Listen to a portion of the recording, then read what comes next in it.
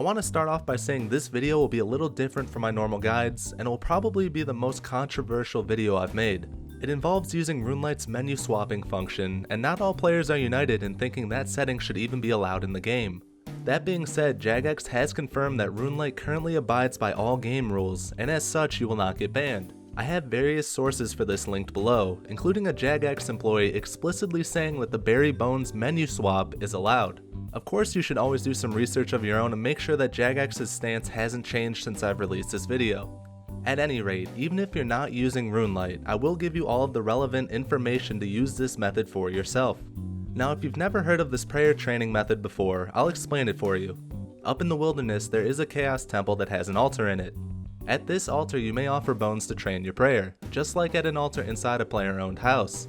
What makes this altar so special is that each bone you offer has a 50% chance to not be consumed in the process. This statistically doubles how much prayer experience you get from each bone. The obvious drawbacks to this are that you're in level 38 wilderness, it's multi-combat, and it's well known for being one of the most efficient prayer training spots in the game. You might be a little hesitant to try this method out if you aren't familiar with the wilderness or RuneScape PvP. I understand your concern. That used to be me. I'm going to break it down for you and show you even with the supposed risk of being in the wilderness, this method is far superior and cheaper than other training spots. Specifically, we will be using the suicide method in this guide, but I will talk a little on other methods later in the video. So strap in, you cool cats and kittens, it's time to actually start this thing.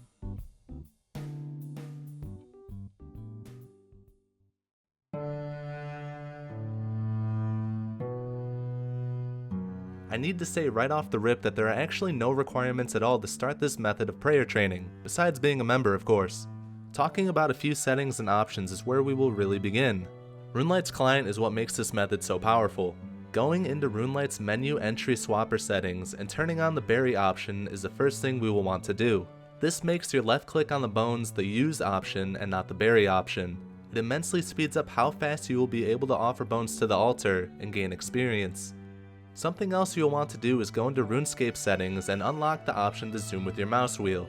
It will be beneficial to quickly change your zoom level, which I'll explain later.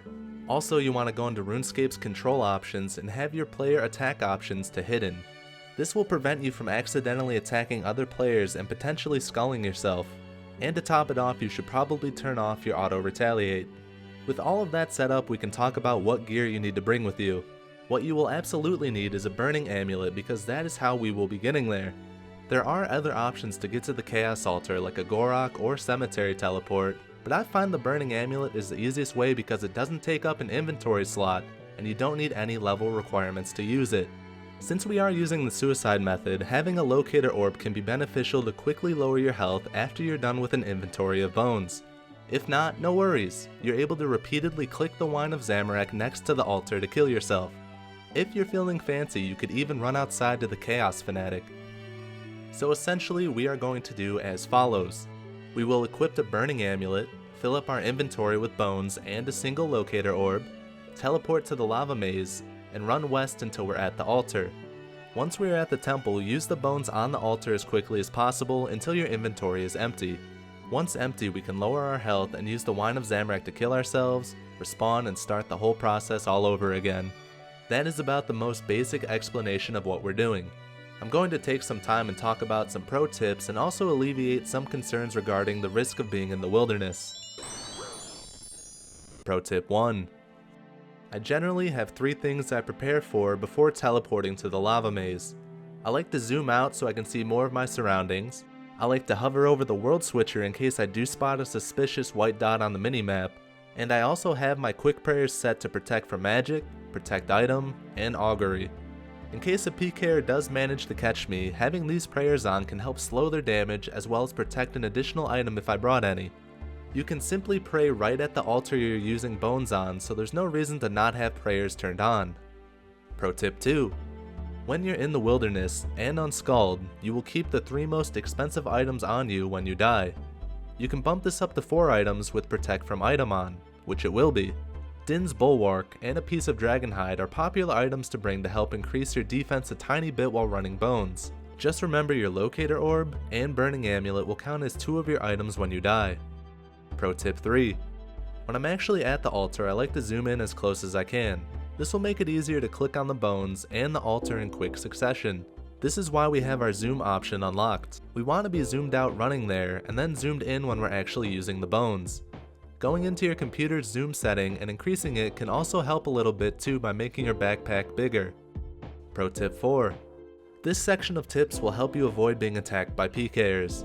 As a general rule of thumb, there is safety in numbers. If you find a world with a few people running bones, then it can be beneficial to stay in it. Remember, you don't have to be faster than the cheetah. You just have to be faster than the gazelle next to you. It is also possible for Pkers to track you around worlds if they add you on their friends list. Setting your private chat to off will prevent them from seeing what world you're on and following you.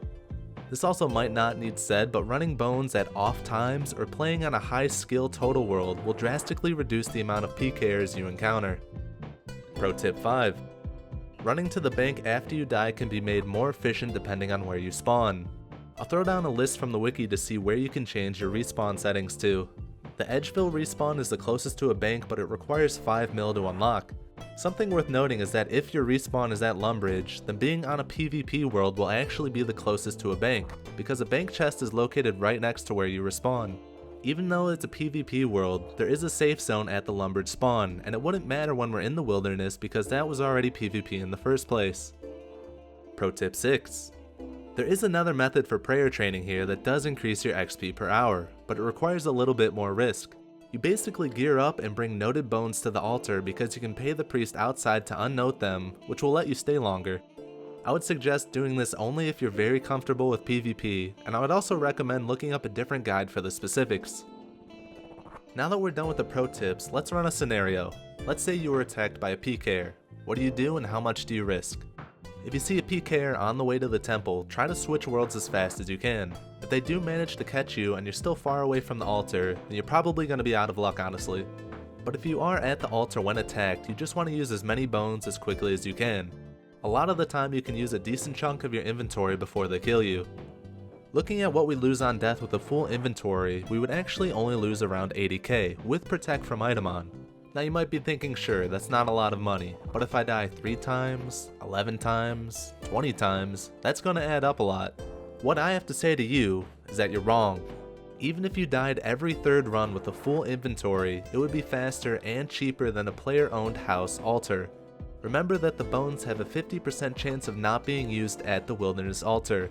Whatever you bring to the chaos altar, you would have to bring twice as many to the player-owned house, which takes up more time and money. It might be a little frustrating on the surface if you do get killed by a Pker a handful of times, but compared to the alternative, you're still playing more efficiently. For the numbers in this video, I ran 1,000 dragon bones. I'll admit, it was a pretty clean session with only 1 death, but I managed to obtain a rate of 450k prayer experience within a time frame that was a little over an hour.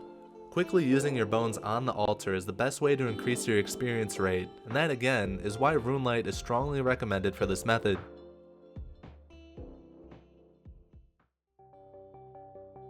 But with that, I think we are done with this guide. If you enjoyed the video, definitely give it a thumbs up or share it with your friends. I'm happy to say the channel is growing as fast as it ever has, and I've noticed a lot of you guys are starting to message me in-game or leave comments on some of the videos. I want to say I immensely appreciate the support, and it pushes me to create more content and put more effort into the stuff that I do release. Of course, if you guys have any questions about prayer training, or RuneScape in general, feel free to ask me. It's the least I could do for you guys. So all of you out there, have a wonderful day, and I will see you in the next one.